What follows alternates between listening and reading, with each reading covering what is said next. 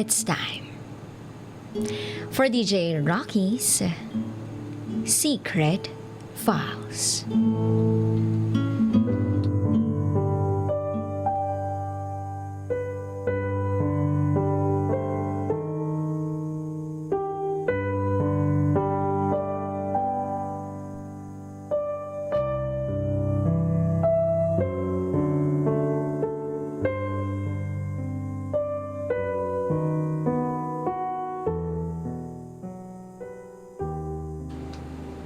Pinagmumura kami ng girlfriend ko noon, ng magulang ko. Habang palabas ng bahay.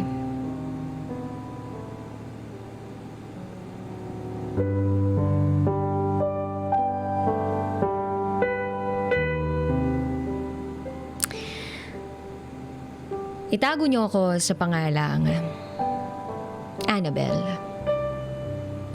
At ito ang aking secret file. Kabado ako habang naghihintay kami ng jeep papuntang Cubao. Kasama ko si Mara, yung girlfriend ko sa loob ng 4 na taon. Magkasama kaming nagdo-dorm sa Taft dahil magkaklase kami sa isang university. 2 taon. 2 taon na akong hindi nakakauwi sa amin. Napag-usapan namin ni Mara na isasama ko siya sa amin. Tapos, aaminin ko sa mga magulang ko na girlfriend ko siya.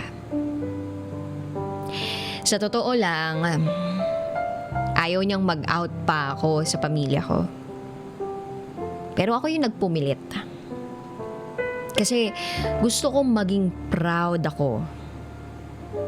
At maging proud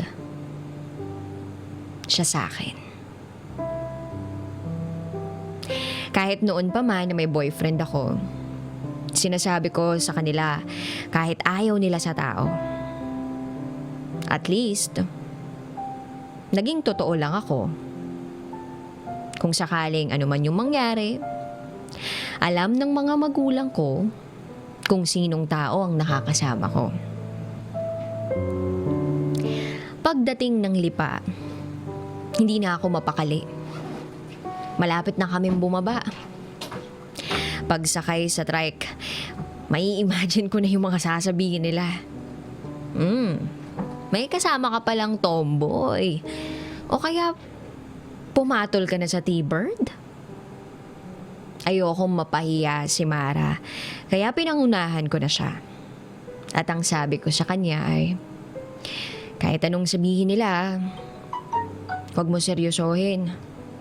Medyo prangka kasi sila. Basta, huwag na huwag kang ma-o-offend. Tumawa lang si Mara.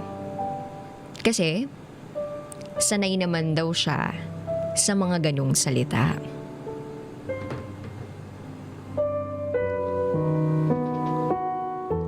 Pagdating sa bahay, nagmano ako agad sa nanay ko tsaka sa tatay ko.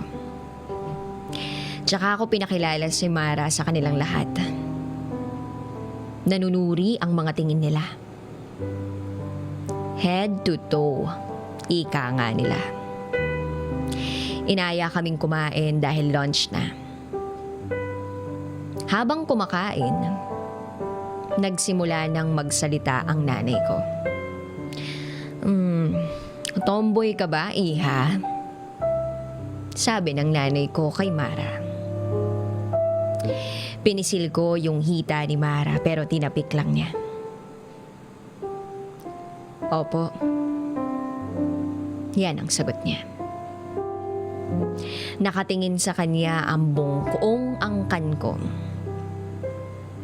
Nung matutulog na, hinila ako ng nanay ko. Bakit ka nagsama ng tomboy? Tomboy ka na din ba? Mga tanong ng nanay ko. Halos kumunot ang noo ko na parang may sakit na ketong yung tao kung itrato nila ako. Hindi ako tomboy, Nay. At saka, wag namang garapal, baka marinig nung tao. Sagot ko kay nanay. Bakit mo siya sinama dito? Kaano-ano mo ba yan? Tanong ng nanay ko. Hindi ko agad nasagot hanggang sa naabutan kami ng tatay ko na nag-uusap. Syota mo ba yan ha, Annabel? Tanong ng tatay ko. At sa pagkakataong yun, para bang pinagtutulungan na nila ako. Ilang segundo pa ay sumagot na ako. Opo, kami po. Kaya ako nga po siya sinama para makilala ninyo. Buwisit ka talagang bata ka. Sinasayang mong pera namin na pinaaral sa'yo. Sigaw ng nanay ko. Sabay sabunot sa akin.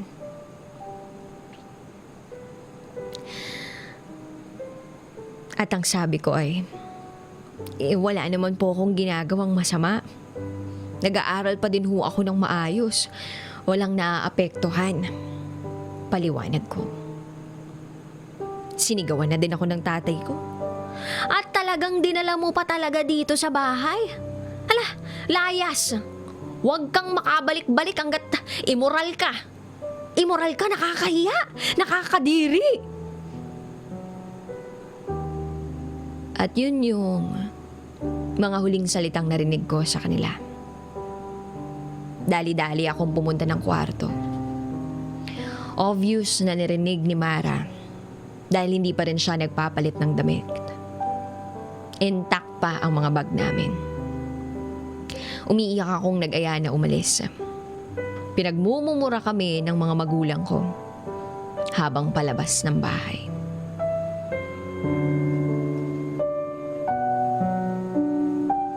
Habang nasa bus pa Manila, isip ako ng isip. Wala kaming pera. Kakaunti na lang yung pera namin. Parehas kaming second year college. Anong klaseng trabaho ang makukuha namin? Iyak ako ng iyak. Kilala ko ang mga magulang ko. Kaya nila akong tiisin. Hanggang ako na mismo yung matauhan tsaka bumalik sa bahay. Pero this time desidido ako. Kakayanin ko kahit mahirap. Wala kaming pambayad ng dorm. Halos isang buwan na late kami. Araw na lang ang bibilangin, mapapaalis na kami. Halos bihira na rin akong makapasok sa eskwela dahil yung pamasahe, ipambibili ko na lang ng ulam or kanin para sa amin. Si Mara talagang nag-stop na. Dumating siya ng masaya nung araw na yun kasi nakautang siya sa kapatid niya. Binayad namin agad sa landlady. Pero ang problema, paano kami makakasurvive pang araw-araw? Dumating kami sa puntong ibinenta ko yung phone ko. Binenta ko yung mga sapatos ko.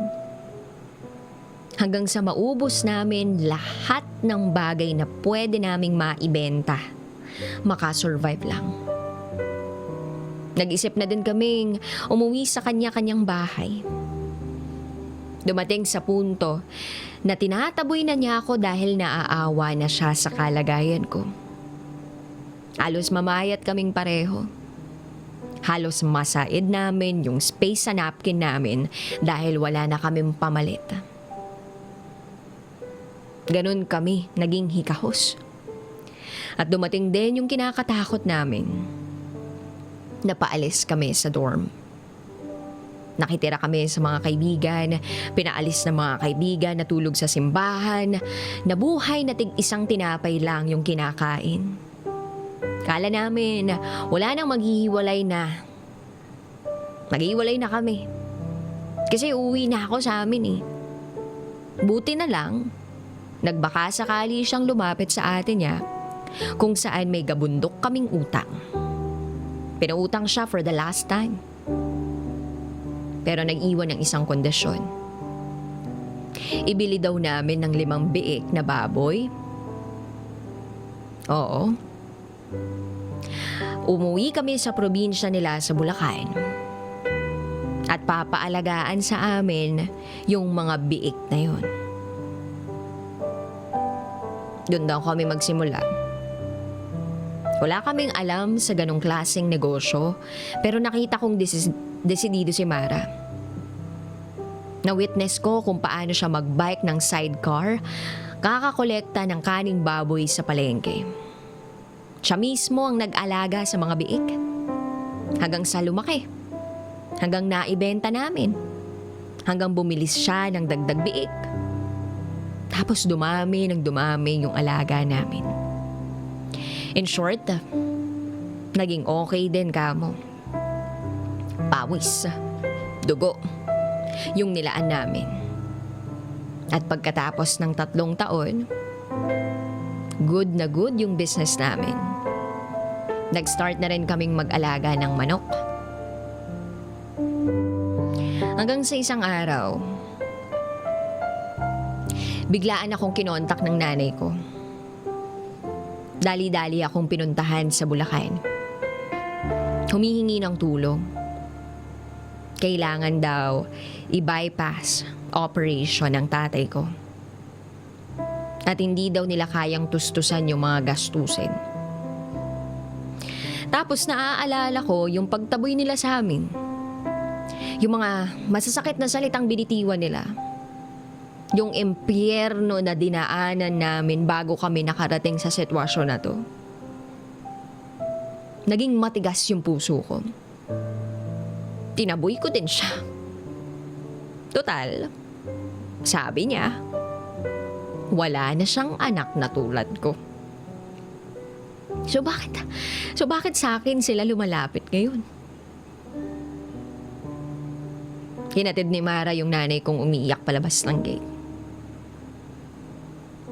Pagkatapos ng ilang buwan, wala na akong narinig sa pamilya ko.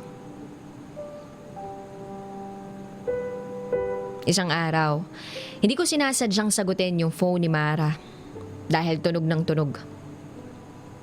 Nasa babuyan siya, kasalukuyang tinitingnan yung nanganganak na inahin. Si Dr. Advincula yung tumawag. Pinapa-follow up kung kailan daw siya mag-ipapasked ng chemo. Napag-alaman ko, doon sa tawag na yon, na may stage 4 cancer si Mara. Tinatago lang niya sa akin. Kinausap ko siya nung gabing yun. At inamin niya na kumalat na sa ibang organs niya yung cancer.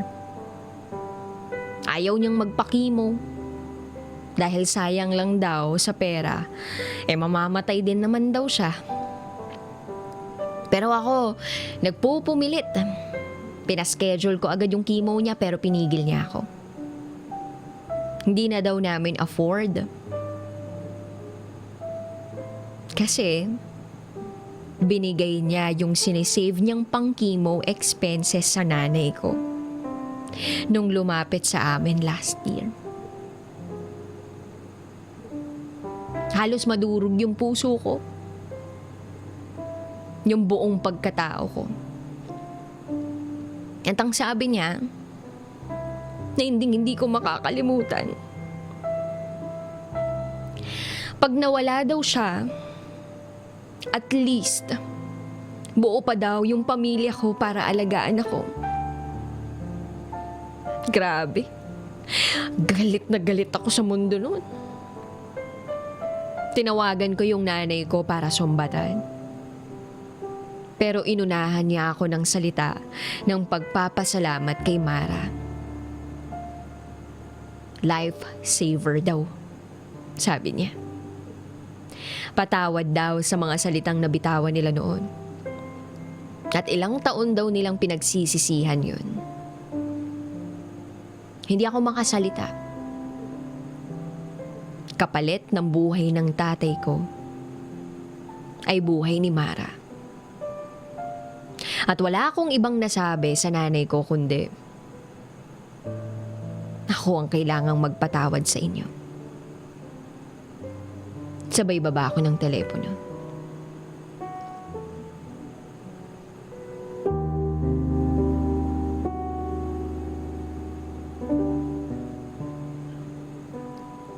At dyan ko natatapusin ang aking kwento. Ako si Annabelle. At ito, ang aking secret file.